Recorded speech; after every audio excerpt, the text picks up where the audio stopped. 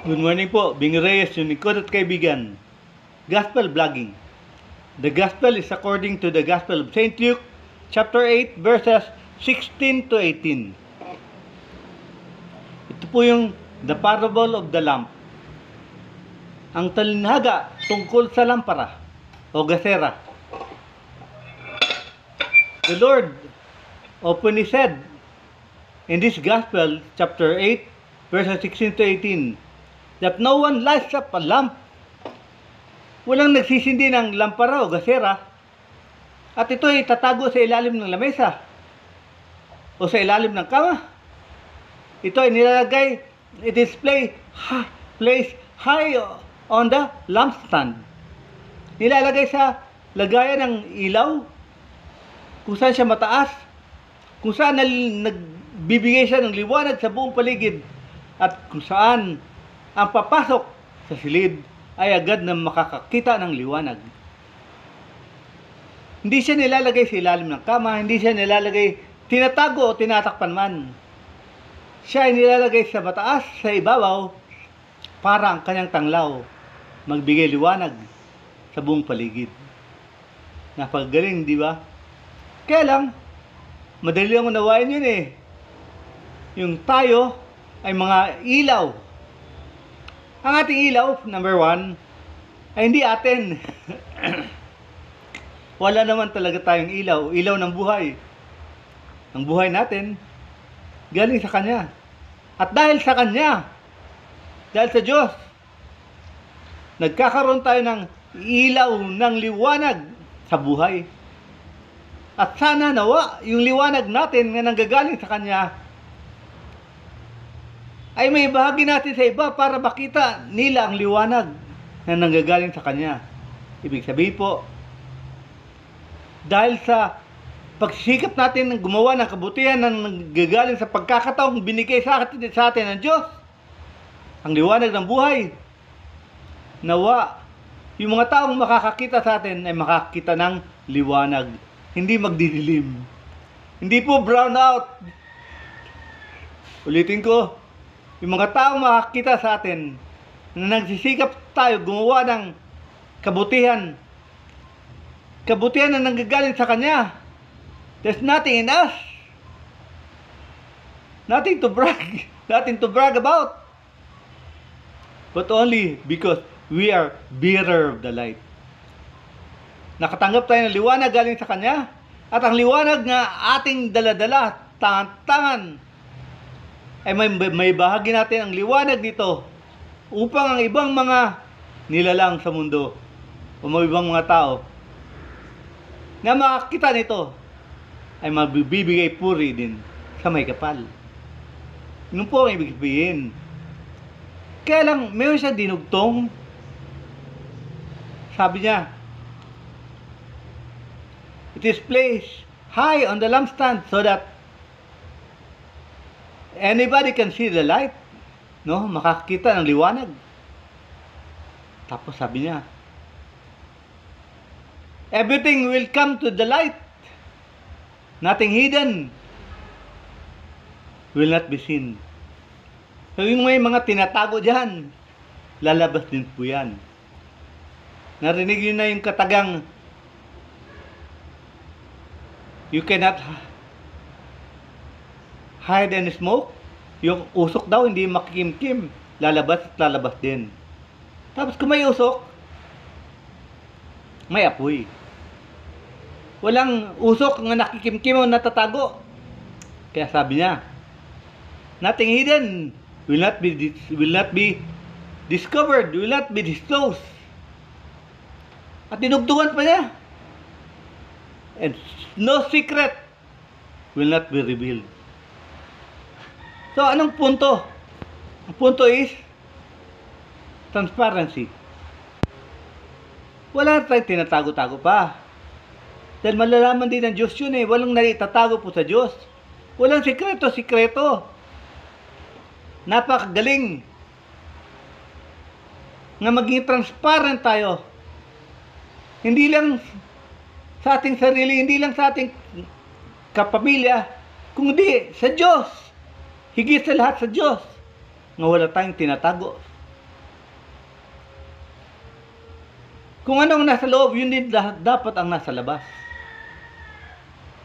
Wala tayong tinatago. Pangalawa, wala tayong mga sikreto-sikreto. Bakit? Because the truth will set us free. O, di ba? At ang pinakauli, yun yung mag-ingat kayo sa inyong pakikinig. O, narinig natin to, yung sinasabi niya. Sabi niya, mag-ingat kayo sa inyong pakikinig. Ibig sabihin, mag-ingat kayo sa inyong pag-unawa. Mag-ingat kayo sa inyong pagtanggap. Bakit? Mag-ingat kayo dahil kung sino yung meron na, madadagdagan pa. At kung sino yung kakaunti lang o wala, ang kung ano man meron siya, ay kukunin sa kanya. Kung sino ang meron na, yung tanggap na natin, ang liwanag, tanggap na natin ang mensahe ng Diyos, ito ay binabahagi natin. Ito ay sinasabuhay. Ito ay nakikita ng lahat. Kaya kung sino ang meron na, madadagdagan pa. Dahil ang biyaya, dadaloy sa kanyang buhay. At kung sino yung nakatanggap ng mensahe ng Diyos, at hindi siya sinasabuhay, yung kaunting natitira, kukunin pa. Yun yung hamon. Hamon ng Ebanghelyo. Ang liwanag na natatanggap natin galing sa may kapal ay babahagi natin sa lahat, sa buong mundo. Para sila din na nakakita ng liwanag na galing sa Diyos ay magbibigay puri, magpapasalamat. Pag-ingat tayo sa ating narinig, sa ating napakinggan, sa ating natutunan, naintindihan, naunawaan. Dahil kung hindi natin ito isa sa buhay, yun nga sabi niya, kung sino ang meron na, madadagdagan pa. At kung yung bali hindi natin sinasabuhay, yung katiting kaunting natitira ay kukunin pa. Katakot, di ba? Pero babalala po yun. Isang paalala galing sa ating Panginoon. Bakit tayo pinapaalalahanan? Dahil mahal tayo niya. Di ba nga? Kung may mahal ka sa buhay, ayaw mong mapariwala, ayaw mong mawala, ayaw mong maligaw ng landas. Ayaw mong mapahamak. Bakit? Dahil mahal mo siya. Ganun din sa Panginoon. Siya sabihin tayo, binibigyan tayo ng babala. Paalala, mag-ingat ka sa iyong mga napakinggan, sa iyong naunawaan, sa iyong mga natutunan. Dahil kung sino ang meron na, madadagdagan pa. At kung sino yung kakaunti o wala na, ang kakaunting natira ay kukunin pa. At para sa talent, dinugtungan yun. Sabi nga niya, yung kaunting kinuha, dinadagdag sa meron na.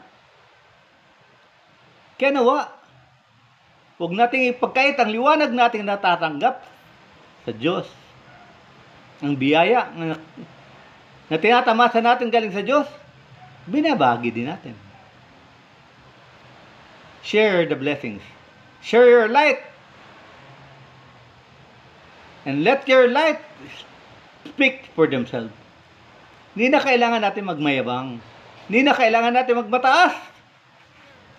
At kahit kung totoong biyaya ito na may kapal, ito ay kabutihan. Kung totoong kabutihan ang nasa loob, kabutihan dapat ang lalabas.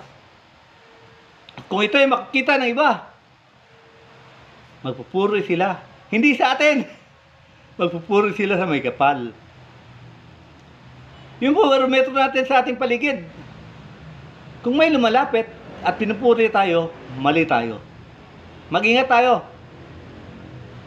Ibig sabihin, yung liwanag nga tangan-tangan natin ay para sa atin lang. Nakatuon sa atin. Dapat yung liwanag na nanggaling sa may kapal, itataas natin para lahat makatamasa at malaman ng lahat na may liwanag tayo dahil ang liwanag na ito ay galing sa Kanya. At siya ang ating pupurihin, papasalamatan. Hindi tayo. Bilang pagtatapos, natandaan niyo yung isang kwento tungkol sa isang pare na magaling ang manggagamot. A priest healer. Kwento lang po ito, kwento. Yung nakapagpagamot siya, isa, dalawa, tatlo, hanggang dumami na siyang nagpapagamot, hanggang ang dami na kalat na, tanyag na siya. Hanggang napakagaling niya. Ang liwanag na meron siya, ibinabahagi niya. Kaya lang di nagtagal, pinupuri siya ng mga tao. Hanggang yung mga tao sa tuwa at pagpapasalamat ng mga tao sa kanyang kabutihan, nagpagawa ang mga tao ng rebulto niya. Rebulto. Kawangis niya. At doon, pinapakita ng mga tao kanilang paghanga. Yung punto na yun ay mali na. Lalimbis, gumagawa tayo ng liwanag at sinasabi natin ang liwanag na pinapakita ko sa inyo ay galing sa Kanya at siya ang dapat pasalamatan. Hindi dapat tayo. Kaya ang ginawa ng pare, tinumba ang rebulto. Tinumba, gintuman siya o pilak. Tinumba, giniba. Dahil isa lang, dapat natin pasalamatan. Ang pinanggalingan ng liwanag, pinanggalingan ng biyaya. At ito ay ang Diyos lang, hindi tayo. Tayo ay daan lang ng liwanag, daan lang ng biyaya. Kung meron man tayong natutunan sa mundo, kung meron tayong kaalaman nga naabot, ito ay pagkakataon para magbigay puri sa Kanya. Tayo ay ginagawang daan para ang liwanag ng galing sa Kanya ay makarating sa iba. Tayo ay mga mensahero lang. Tayo ay may kasangkapan ng may kapal. At mapalad tayo kung ginagawa tayong kasangkapan ng may kapal. Dahil bakit? Dahil pogi-poise natin yun sa langit. Pogi-poise na yun ng ating kaluluwa. Mapalad tayo. Dahil binibigyan tayo ng pagkakataon gumawa ng kabutihan. Mabuhay sa kabutihan ng may kapal. At isauli sa Kanya ang pagpupuri. Ibalik sa Kanya ang pagpupuri, hindi sa atin. Huwag tayo papayag gumawa ng rebulto para sa atin. Palalo po yun. Impyerno tayo nun. Ang pasasalamat at pagpupuri dahil sa liwanag nating natatanggap ay sa Kanya lang. At lagi nating tatandaan, kung totoo ang liwanag na ating natatanggap galing sa Kanya, yung liwanag na yun, katatakutan ng mga masasamang nilalang. Dahil sa liwanag na gagaling sa may kapal, manginginig ang tarangka ng impyerno at ang mga nilalang kadiliman. Dahil kailanman hindi nila kaya pantayan ang liwanag ng Diyos. Ang banal na pangalan ng ating Panginoong Jesucristo. Yes, the gates of hell will tremble at the most holy name of the Lord Jesus Christ. And if we are bearer of the light, we are an instrument of the most holy name. As instruments of the most holy name, His power will resonate in our being, and no amount of darkness can withstand the power of the light.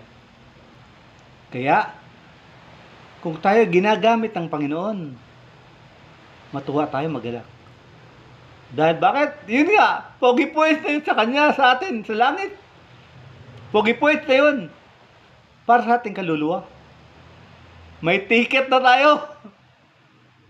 Pagsakay na lang papunta doon, kulang. Hanggang dito lang po. Maraming salamat. God bless us all.